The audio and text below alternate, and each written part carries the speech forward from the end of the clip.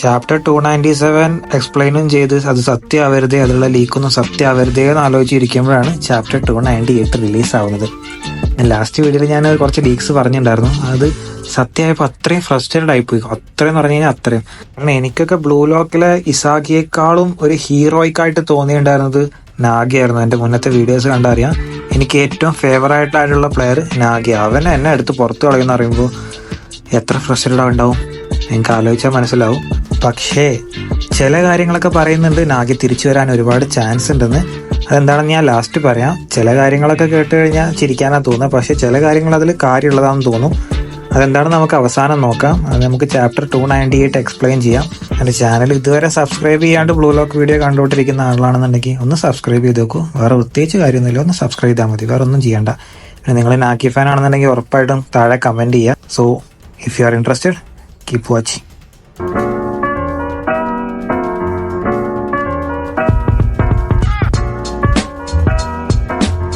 So last chapter നമ്മൾ അവസാനിപ്പിച്ചത് നാഗിയും റിയോയും തമ്മിൽ പിരിയുന്നത് കാണിച്ചിട്ടാണ്.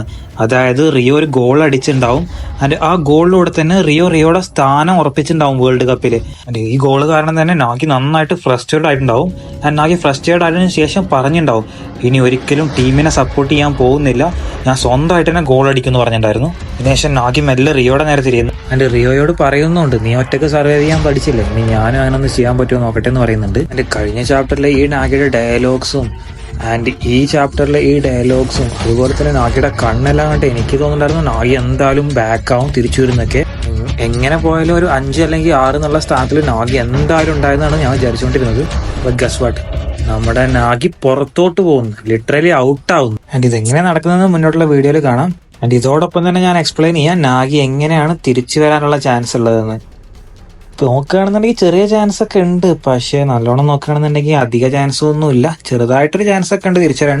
സോ പിന്നെ നമുക്ക് കാണിക്കുന്നത് റിയോ എക്സ്പ്ലനേഷൻ കൊടുക്കുന്നതാണ്. റിയോ എന്തിനാണ് ഇങ്ങനെ ചെയ്യുന്നത്, പക്ഷേ നാഗി ഒന്നും കേൾക്കാൻ തയ്യാറായിരുന്നില്ല. നാഗി അപ്പോഴും ഞാൻ ഈ ഒറ്റക്കാണെന്നുള്ള ലെവലിലാണ് നാഗി പറഞ്ഞുകൊണ്ടിരിക്കുന്നത്. ആലോചിക്കണേ, നാഗി ഇപ്പോഴും ഒറ്റക്ക് കളിക്കുന്നുള്ള കാര്യമാണ് പറഞ്ഞുകൊണ്ടിരിക്കുന്നത്. അതിങ്ങനെ മാസ് ഡയലോഗ് എല്ലാം അടിച്ചിട്ട് അവൻ ഗെയിമിലോട്ട് ഇറങ്ങി ഫൈനൽ റീസ്റ്റാർട്ട് ആവും. ഇങ്ങനെ ഇറങ്ങിയ നാഗി കിഡിലനായിട്ട് ജമ്പ് എല്ലാം ചെയ്ത് കിഡിലനായിട്ട് പാസ് എല്ലാം ചെയ്തിട്ടാണ് മുന്നോട്ട് പോയിക്കൊണ്ടിരുന്നത്. ഇത് കണ്ട് ആകെ സർപ്രൈസ് ആയിട്ടുണ്ടാവും. ഇവൻ ഇങ്ങനെ ഡിഫൻഡേഴ്സിനെല്ലാം ടാക്ടിക്കലായിട്ട് കൺട്രോൾ ചെയ്ത് മുന്നോട്ട് പോകുമ്പോൾ എനിക്കും ചെറുതായിട്ടൊക്കെ ഹോപ്പ് ഉണ്ടായിരുന്നു ഇപ്പൊ ഗോൾ അടിക്കുന്നത്. പക്ഷെ എങ്ങനെ അടിക്കുന്നുള്ള കാര്യം മാത്രമായിരുന്നു അറിയാണ്ടിരുന്നത്. നാഗി ഇങ്ങനെ മുന്നോട്ട് പോയിക്കൊണ്ടിരിക്കും. അങ്ങനെ മുന്നോട്ട് പോയി അവിടെ ചിഗിരി വരും. ചിഗിരി അവന് കിഡിലിന് അസിസ്റ്റും കൊടുക്കും. അങ്ങനെ അവിടുന്ന് ഗോൾ ആയി എന്നുള്ള ലെവലിൽ നിൽക്കും. പക്ഷെ പെട്ടെന്ന് തന്നെ അവിടെ ഡിഫൻഡർ വരുമ്പോൾ നാഗി അവിടെ ഫെയിൻഡ് യൂസ് ചെയ്യാൻ നോക്കുമ്പോൾ ഡിഫൻഡറിന് അത് മനസ്സിലാവും. എന്താണെന്ന് വെച്ച് കഴിഞ്ഞാൽ ഈ സെയിം ഫെയിൻഡ് ആണ് ഇവൻ ബാസ്റ്റർ മുഷന്റെ മാച്ചിനായിട്ട് എടുത്തുള്ളത്. അതുകൊണ്ട് തന്നെ ഈ ഫെയിൻഡ് വർക്കാവില്ല, നാഗിയുടെ കയ്യിൽ നിന്ന് പന്ത് പോകും. ആൻഡ് ഇത് ഫെയിൻഡ് കണ്ടുപിടിക്കുന്ന ആരാന്നറിയോ, അവരെല്ലാരും ലീഡ് ചെയ്തുകൊണ്ടിരുന്ന ഒട്ടോയാണ്. ആൻഡ് ഒട്ടോയെ ഈ ട്രിക്ക് മനസ്സിലാക്കിയത് കണ്ട നാഗി ലിറ്ററലി ഷോക്കായി നിന്ന് പോകുന്നു. കാരണം ഈ ഫെയിൻഡ് ആകെ ഒരു വട്ടം എടുത്തിട്ടുള്ളത് ബാസ്റ്റർ മുഷന്റെ മാച്ചിലാണ്. കാരണം ഇത് കണ്ടിട്ട് നാഗി ലിറ്ററലി ഷോക്കായി നിൽക്കുന്നു. കാരണം എതിരാളികൾ അവന്റെ ഓരോ മൂവ്മെന്റും പഠിച്ച് വെച്ചേക്കാണ്. അതുകൊണ്ട് തന്നെ ഇനി എന്ത് മൂവ് എടുത്താലും അവന്മാർക്ക് മനസ്സിലാവുന്നുള്ള കാര്യം നാഗിക്ക് തിരിച്ചറിയുന്നത്. ആൻഡ് പന്ത് കയ്യിൽ നിന്ന് പോയ നാഗി അവിടെ നിന്ന് എങ്ങനെയും പന്ത് എടുക്കണം എന്നുള്ള ആലോചന നിൽക്കുമ്പോഴും ഓട്ടോയെ അടുത്ത് തന്നെ ഉണ്ട്. ഓട്ടോയെ ഇവന്റെ എല്ലാ മൂവ്മെന്റും വാച്ച് ചെയ്തോണ്ടിരിക്കുമ്പോൾ ലൈഫിൽ ആദ്യമായിട്ട് നാഗിക്ക് പേടിയാവും, ഞാൻ തോറ്റു പോകുന്നുള്ള കാര്യം ആലോചിച്ചിട്ട് നാഗി അപ്പൊ ഭയങ്കരമായിട്ട് പേടിച്ചുകൊണ്ട് നിൽക്കും അവിടെ. നാഗി പേടിക്കുന്നത് വേൾഡ് കപ്പിൽ കളിക്കാൻ പറ്റില്ല ആ കാര്യം ആലോചിച്ചിട്ടല്ല, നാഗി പേടിക്കുന്നത് റിയോയുടെ കൂടെ ഇനി കളിക്കാൻ പറ്റില്ല എന്നുള്ള കാര്യം ആലോചിച്ചിട്ടാ. ആൻഡ് ഇവിടെ നാഗി പേടിച്ച് നിൽക്കുന്നതുകൊണ്ട് തന്നെ നാഗി എന്തെങ്കിലും ഒരു ഫോർമുല എടുക്കും. ഒരു ജീനിയസ് അല്ല, അപ്പൊ എന്തെങ്കിലും ഒരു ഫോർമുല എടുക്കും, ഗോൾ അടിക്കുന്നുള്ള കാര്യം ആലോചിച്ചുകൊണ്ടാണ് ഞാനിരിക്കുന്നത്. ഒരു കിടിലം ഗോളും അടിക്കും, അത് ഗോളിലൂടെ എല്ലാവരെയും സർപ്രൈസും ആക്കുന്ന അങ്ങനെ ആലോചിച്ചിരിക്കുകയാണ് ഞാൻ. ഓക്കെ, അതിന് പന്ത് കൈവിട്ട പോയ പന്ത് എങ്ങനെയൊക്കെയോ നാഗി തിരിച്ചെടുക്കും. പക്ഷെ നാഗി തിരിച്ചെടുക്കുമ്പോൾ തന്നെ റിയോ അവിടെ വരും. റിയോ അവിടെ വന്നിട്ട് പന്ത് വന്ന് വയ്ക്കും. ഞാൻ അപ്പൊ വിചാരിച്ചു ഇവൻ ഗോൾ കൊടുക്കൂലെന്ന്. ഇവൻ എന്തൊക്കെ ഉണ്ടെങ്കിലും മാറാൻ പോകുന്നില്ല. അവൻ പന്ത് എടുത്തിട്ട് നേരെ റിയോക്ക് അങ്ങോട്ട് പാസ് കൊടുക്കും. അതെ, ലിറ്ററലി അവൻ പിന്നെ റിയോക്ക് പാസ് കൊടുക്കും. ആൻഡ് ഈ പന്ത് പാസ് കൊടുത്തപ്പോൾ ആ ബഷീറ നേരെ അവിടെ വരും, ഈ പന്ത് അങ്ങോട്ട് ഇന്റർസെപ്റ്റ് ചെയ്യും. അതിന്റെ പന്ത് ഇന്റർസെപ്റ്റ് ചെയ്തതിനു ശേഷം ബഷീറ നാഗിയോട് ഇങ്ങനെ പറയും, അതിന്റെ പന്ത് എടുത്തതിനു ശേഷം ബഷീറ നാഗിയോട് പറയും, നിനക്ക് ഒറ്റക്ക് ചെയ്യാൻ പറ്റുന്നില്ല എന്നുണ്ടെങ്കിൽ എന്റെ ഉള്ളിലുള്ള ഈഗോയിസ്റ്റിക് എന്നോ മരിച്ചു കഴിഞ്ഞു എന്ന് പറയും. അതിനുശേഷം ബഷീറുടെ നമ്പർ നമുക്ക് കാണിക്കും, 120 മില്യൺ 5th നമ്പറിൽ. നമ്മൾ ലാസ്റ്റ് വീഡിയോയിൽ നമ്മൾ എങ്ങനെയും നാഗി 5th നമ്പറിൽ ഉണ്ടാവും എന്നൊക്കെയാണ് ഞാൻ വിചാരിച്ചുകൊണ്ടിരുന്നത്. ആ ലീക്ക് നമ്മളൊരു അക്സെപ്റ്റ് ചെയ്തിട്ടുണ്ടല്ലോ, ട്രൂ അല്ലായിരുന്നാണ് നമ്മൾ വിചാരിച്ചുകൊണ്ടിരുന്നത്. ബട്ട് ബഷീറുടെ ഈ ഇന്റർസെപ്റ്റോട് കൂടി എല്ലാം മറിഞ്ഞു. ഇത് കഴിഞ്ഞിട്ട് ബഷീർ മുന്നോട്ട് പോകുമ്പോൾ നമുക്ക് ഓരോരുത്തരുടെ റാങ്കിങ് കാണിച്ചുകൊണ്ടിരിക്കും.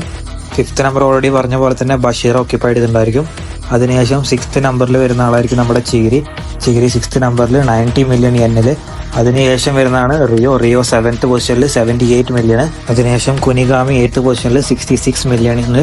അതിനുശേഷം ഒട്ടോയ 9th പ്ലേസിൽ, ഐക്കു 10th പ്ലേസിൽ, അതിനുശേഷം കറാസു 11th പ്ലേസിൽ. ടോപ്പ് 10 കണ്ടപ്പോൾ തന്നെ എനിക്ക് ഒരുവിധം കാര്യങ്ങളെല്ലാം മനസ്സിലായി. ഇനി ഞാൻ വിചാരിച്ചത് അതായത് ബാക്കിയുള്ള പ്ലേസിൽ, അതായത് ഇനിയുള്ള 13 പ്ലേസിലും ഉണ്ടാവുന്ന വിചാരിച്ചുകൊണ്ടിരുന്നത്. കാരണം 24ാമത്തെ റാങ്കിലോട്ട് പോവില്ല എന്നുള്ളൊരു മൈൻഡ് അപ്പോഴും ഉണ്ടായിരുന്നു.